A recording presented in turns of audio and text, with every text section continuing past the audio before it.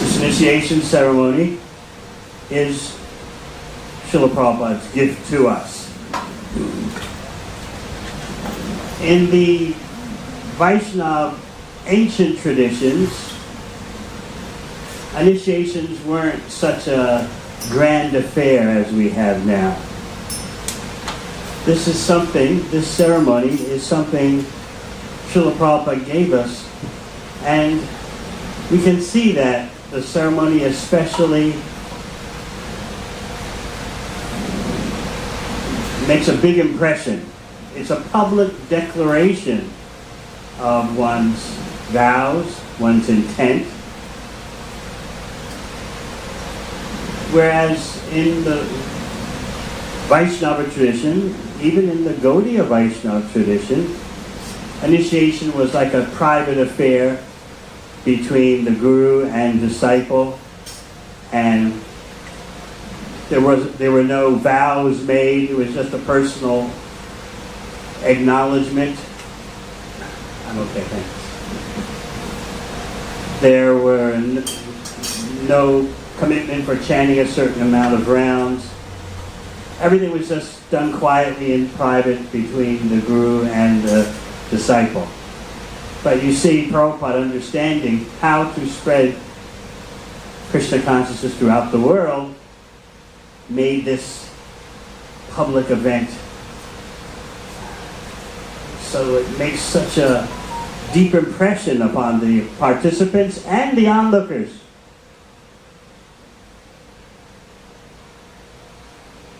So we're grateful to Srila Prabhupada for giving us such a impactful event. Just like people have big events like weddings and so on and so forth, anniversary celebration, so initiation, as given to us by Srila Prabhupada, is a big event. Now bear in mind about Srila Prabhupada himself. He first met his spiritual master in the early 1920s when he received the famous order. As soon as he got up from paying his obeisances to Srila Bhakti Siddhanta Saraswati Thakur, he received the order, you're an intelligent person, why don't you spread Lord Chaitanya's mission throughout the world, especially to the English-speaking countries. So, you may not know it, but Srila Prabhupada wasn't initiated till maybe 11 or so years later. But, he said, from that first meeting with Srila Bhakti Siddhanta Saraswati Thakur, he took the instruction into his heart.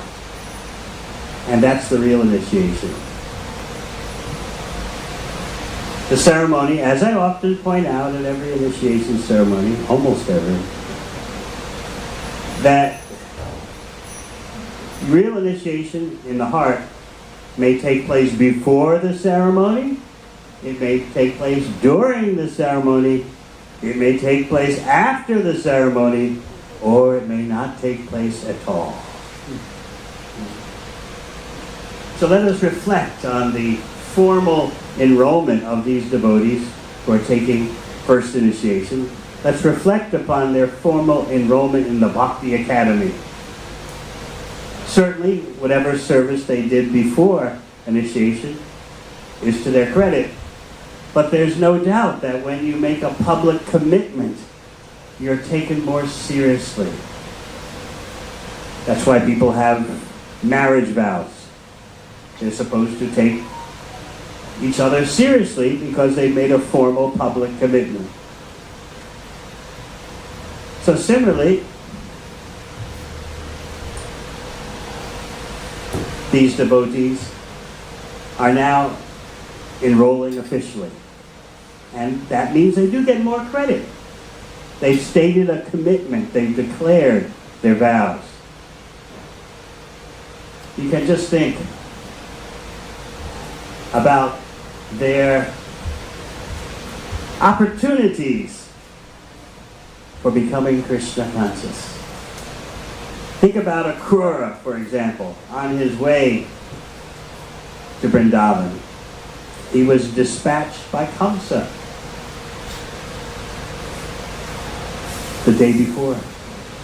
So all night he stayed up, just thinking about Krishna, discussing Krishna, and then early the next morning he departed Mathura to go to Vrindavan to pick up Krishna and Balaram.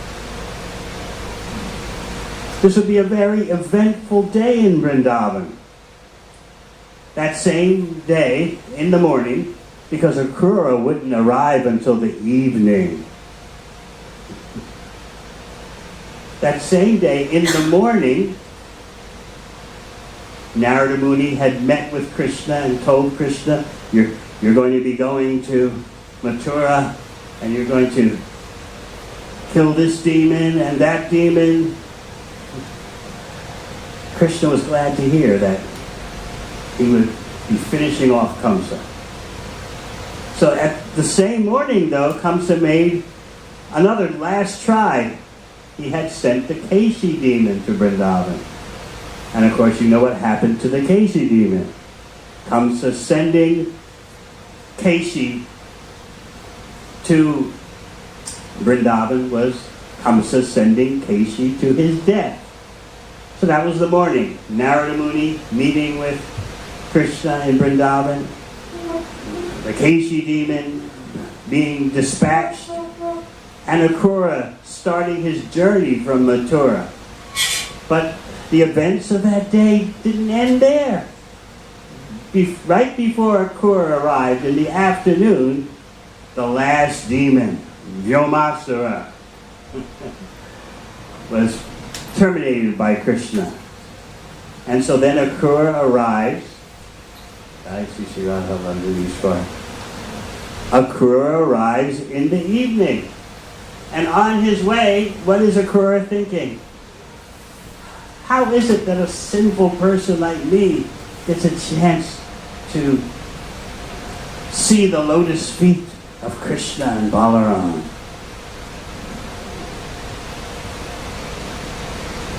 And he's thought to himself that sometimes, just like a piece of wood floating on the waves in the ocean is carried to the shore.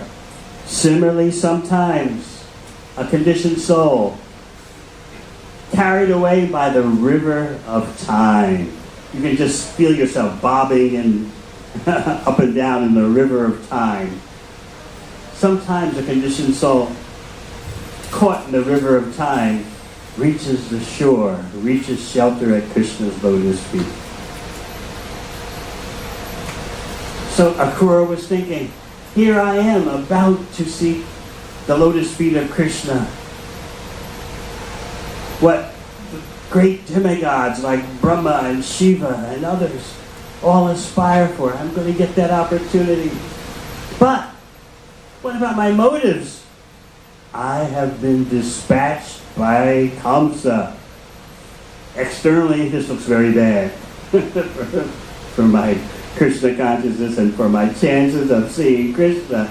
But Krishna will know my inner motivation. Even though externally the situation looks bad for me, it looks like I'm serving Kamsa.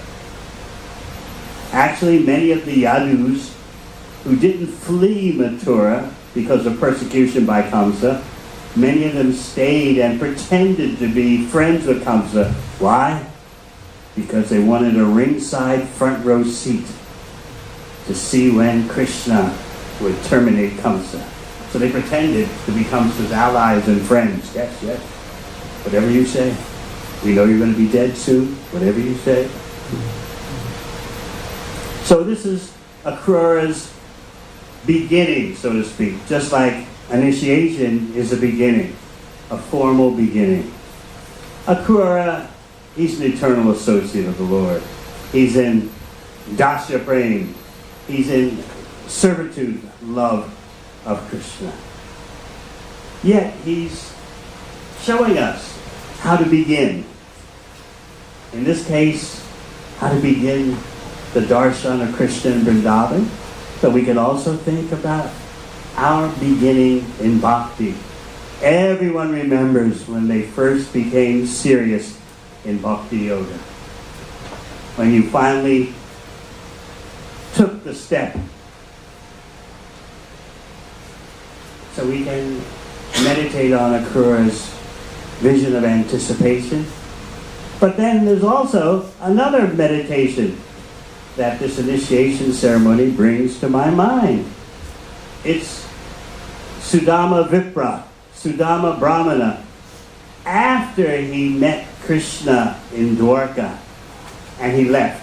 You know, the poverty-stricken Brahmana who was urged by his wife, we're so poor, and didn't you have friendship with Krishna when you were little boys at the Gurukula? Go see Krishna, we're so poor. And Sudama was, what do we need money for?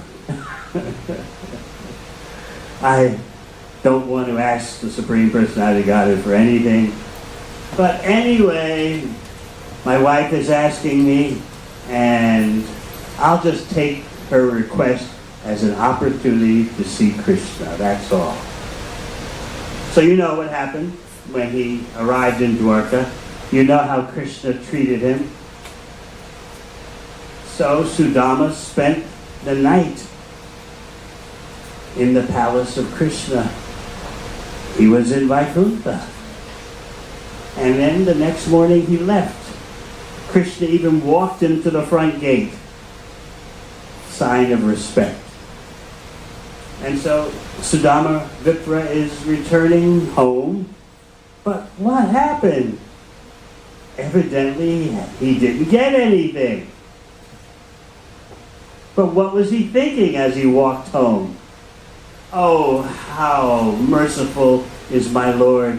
He didn't give me even 1 pence. He knew that with just a little tiny bit of opulence I'd fall down. So he didn't give me anything. How glorious is he? Would you respond that way? And even though I'm just a unqualified Brahmana, Dwarkadish, the Lord of Dwarka, sat me on his bedstead, where the Lakshmi, the goddess of fortune, reclines. He massaged me, he worshipped me. How can this be?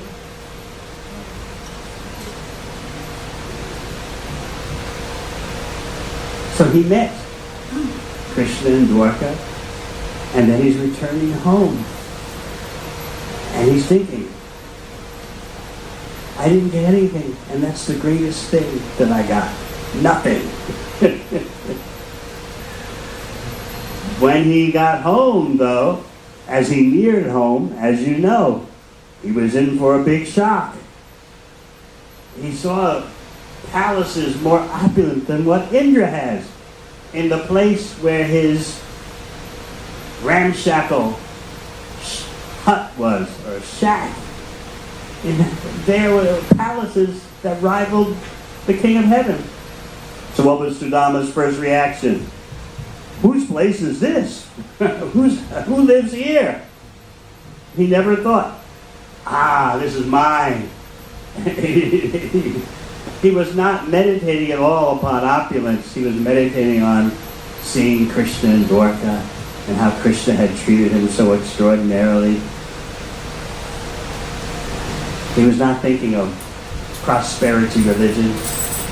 I should have got something. I'm a faithful devotee. Why didn't Krishna give me something? He was just thinking of his chance that he had to spend time with the Supreme Personality of Godhead. So these are various Krishna Leelas that this initiation ceremony brings to mind. It's the formal beginning of these devotees who are taking first initiation. It's the formal beginning of their spiritual life.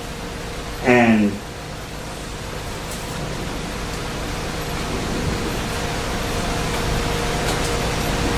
you all give your blessings to them so that they'll advance and become pure devotees of the Lord.